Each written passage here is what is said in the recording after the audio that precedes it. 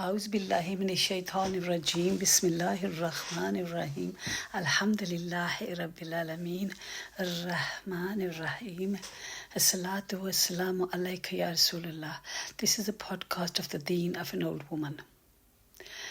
Do you know, normally I pick on a word or a few words and I reflect upon that. Today I thought we'd look at speech.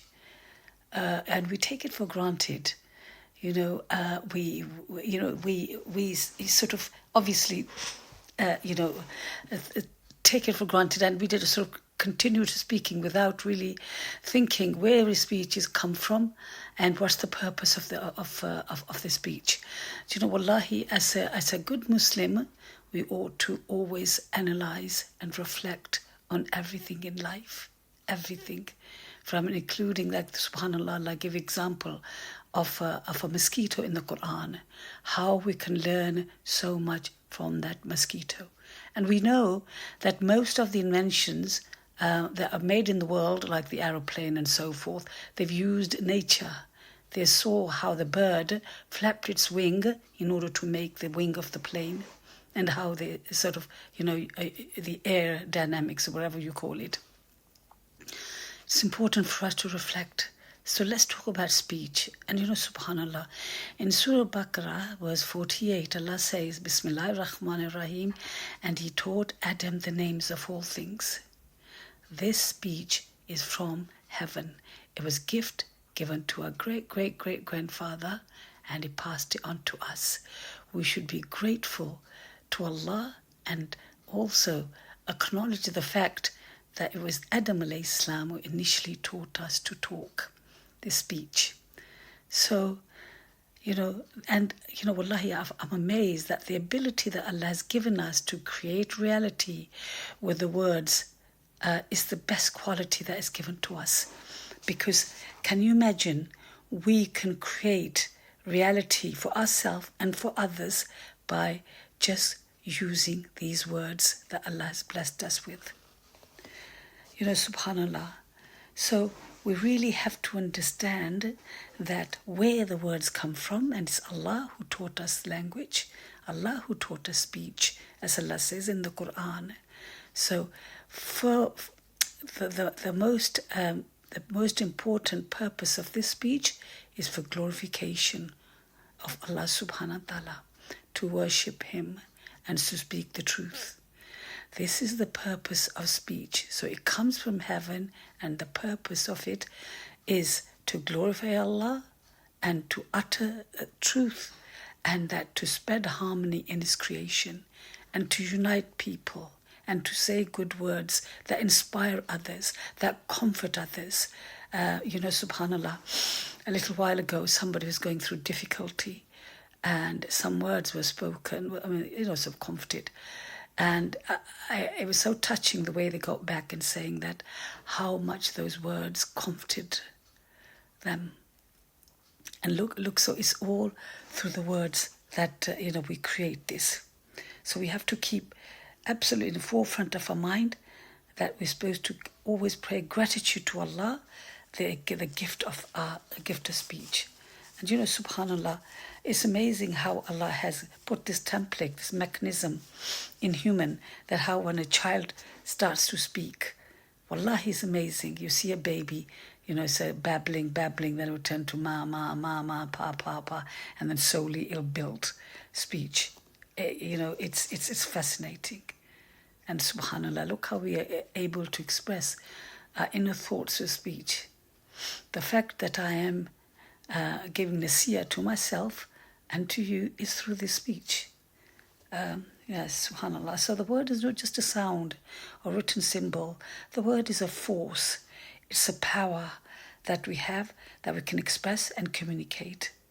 And the word is the most powerful tool that we human beings have. And when we see all around us, all the inventions we trace back to it, they go back to words, communication, and then storage of knowledge. Yeah? Okay. So in chapter 14, in Surah Ibrahim, Allah subhanahu wa ta'ala says, a good word is like a goodly tree whose root is firmly fixed and its branches reach the heaven. You know, subhanAllah, Allah tells us the effect of a good word. So we know the origin of the word, where it came from heaven, when Allah taught Adam alayhi salam, and we know the purpose of the word is to glorify. And here Allah is telling us that, you know, a word is like a goodly tree whose roots are firmly fixed and the branches are reaching to the heaven.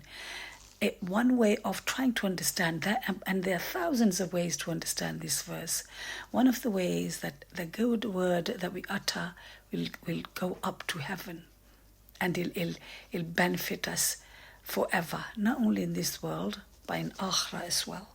And subhanAllah, Allah likens the word to a tree. And you know, subhanAllah, we know how much benefit a tree gives. You know, not only it is good for, you know, the atmosphere, the air. They even say that when you keep certain plants at home, inside, indoors, they help to clean the air. So a tree has so many uncountable blessings and benefits.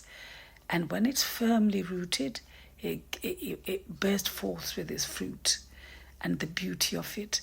So not only is it delight to the eyes, but it's also delight to the taste buds, to the tongue, because there's so many different kinds and colors of fruit to cater for all tastes and all desire.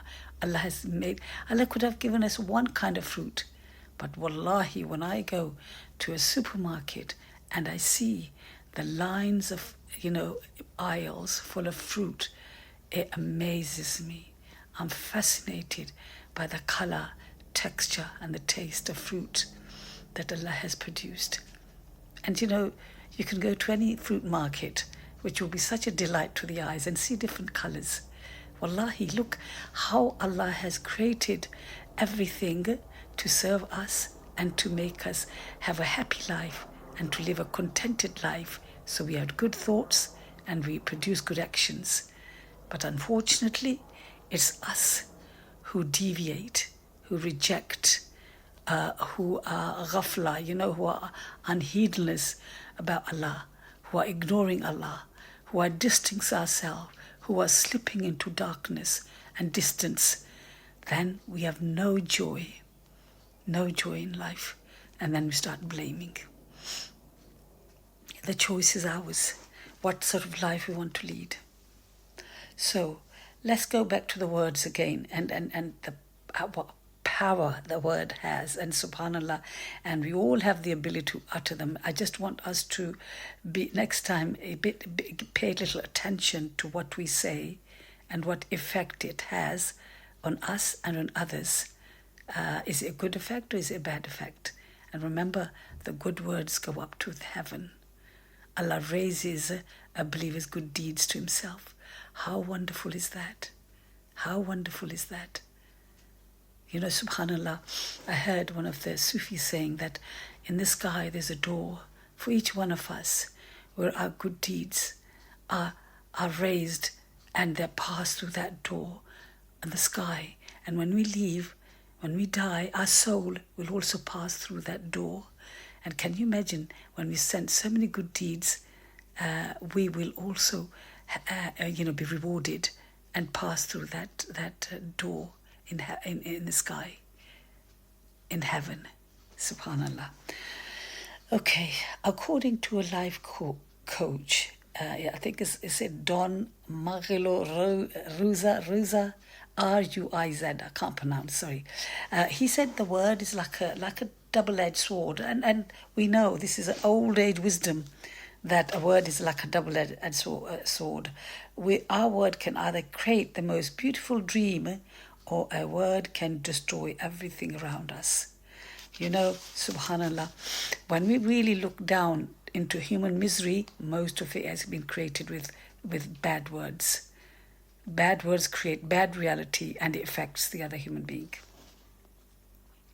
So one edge of the mystery of the sword, which can create a living hell for human beings. because of the powerful of the word. And as he said, it's like a sword. You know, it can either do something good or do something really bad. And the other edge, which is a perfect word, which can beauty, love, and tranquility and comfort on this earth. You know, subhanallah. And you know, when we really reflect on ourselves, we know that we have thoughts that are sort of floating in our minds. Imagine like the clouds floating on the sky. That's how the thoughts are. And the thoughts are not in our control. And look at the merciful God. Allah subhanahu wa ta'ala does not take account what thoughts occur in our head, in our brains. But subhanallah, what he will take account of, which word we use to allow those thoughts to come out. You know, in every culture, they say a wise person uses word appropriately and it fits the situation, is accurate, is precise, and is beneficial. But those of us who do not have wisdom, we are recommended to remain quiet. So the best plan is we don't talk too much. You know, subhanallah. The Prophet Muhammad sallallahu alaihi wasallam has said, if you have something too good, say it, otherwise remain silent. What a beautiful advice for creating heaven and earth and for ourselves and all others around us. So, practically, when a bad thought pops into our head, what we're supposed to do, we just ignore it, let it pass. Because be an objective observer. Don't become so much engrossed and involved and think they're part of, you become part of them. No. Be an objective observer. See the clouds, the way we see the clouds floating on the sky. That's how, just look at your thoughts floating. And if it's a good thought, you can bring it, you can pluck it out and utter it. And often it's good to compliment other people. So if you see somebody wearing a nice pair of shoes, you compliment that. But if they, if the shoes are not, not to your taste, we don't have to open our mouth and say, oh, what an awful pair of shoes you're wearing. What will that achieve? Wallahi, what will that achieve? Other than hurting that person who perhaps saved a lot of money to buy those pair of shoes. What will it achieve? And I know it's difficult at the beginning, but we should train ourselves to see the words that we use, what do they achieve? What do they achieve at the end of the day? And if we see any good in them, then we should allow it to utter them. Otherwise, we should remain silent, as the Prophet ﷺ said. And today we know all this new thing, mindfulness, about a decade ago, or about 2 decades ago, it was very fashionable things. It means that you have to think and you have to be reflective and you think before you speak, being aware of your thought and processing and selecting those thoughts and converting them into words that bring goodness and harmony. So, it's a good idea to follow that way so that we don't just talk nonsense or talk things that are hurtful to other people. Wallahi, words are like treasure. Value them. Value the words. And subhanallah, just remember, Allah created this tongue to worship Him and to speak the truth. Not nonsense. Now, one of the most bad words that we have, especially the gravest sin in Islam, is backbiting. Allah links the action similar to eating dead flesh of your brother. What a grotesque image, and how awful is that? So the consequence of backbiting is absolutely enormous. And it's like we're transferring this emotional poison of our opinion of backbiting to another person, and the gravity for implicating a bad word regarding someone else it's terrible in Allah's eyes. And we're not supposed to do that.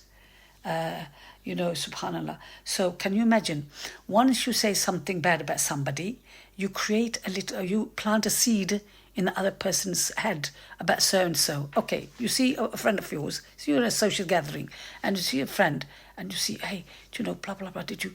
And though the person who you're talking to has a good opinion of that friend, but you plant a bad seed in their head about that person, so that seed festers, and then it transforms into creates an opinion.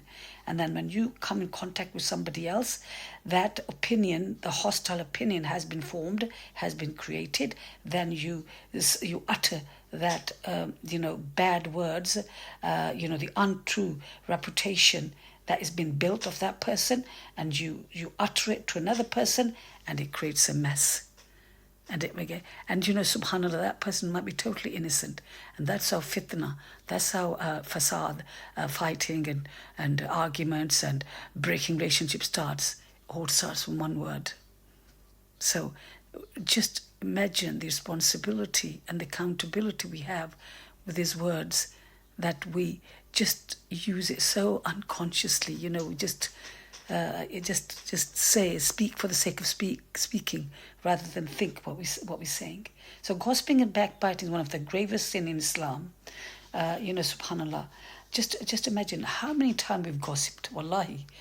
And we do it unconsciously. It become so much part of our daily life, especially in some cultures which are ridden with this disease of backbiting. May Allah forgive us. And it's very difficult when we live in that culture. One does not see anything wrong with it, because it's all around us. But it's very important for us to really look objectively and see that what a backbiting, how much it poisons and how much it destroys other people. So, and also, subhanAllah, the Prophet ﷺ gave a beautiful advice. He said, have a good opinion of others. How wonderful is that? So even if somebody plants something bad about so-and-so, we live by the teaching of the Prophet Muhammad ﷺ to have a good opinion of others. So, so if there's a disagreement between two people, we should resolve that within a respectable and peaceful way by using good words and not using words that injure or hurt other people's. Subhanallah. I remember many, many years ago, I was, I became quite, what's the word? I try to see if I can find some sort of solution to backbiting, because it's such a problem that we don't really realize it. I remember, and I asked a little child, he was a young child, I said, that gossip has become part and parcel of everyday fibre of our society, and the most time we don't even realize it. So I asked the child, what do you do? What's the solution? What do you do? How do you cure yourself? How do you find to stop yourself, backbiting? And I just thought it was so beautiful. A 7-year-old child replied, just look around you. If that person is not there, don't talk about them. Subhanallah. Such profound, wise words being said by nearly a 7-year-old child.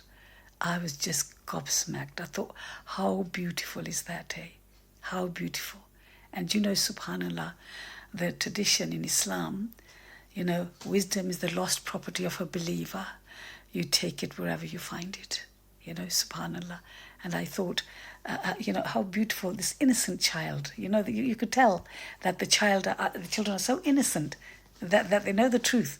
But it's only, when they grow up and with the society and the culture and the friends and the colleagues mess them up, and, they become like them. But all children are so innocent, and such a beautiful, profound, innocent remark. Right. So, I just want to say that how, words destroy human beings. And maybe we can look at the example of many leaders, who deliver these fiery speeches and they inspire and motivate thousands of people, and who come and do evil things like people like Hitler and those horrible people that we even have today, which are in every decade and every year in this world. So there's so many wisdom in using the words correctly and creating harmony in this world. So we shouldn't use a word in a detrimental or derogatory way. For example, we shouldn't call somebody like stupid and that sort of thing, because it's hurtful that person. We should use positive words and produce positive actions. If we respect ourselves, and we should respect other people as well, we should always use good words and bring harmony and bring cooperation between two people.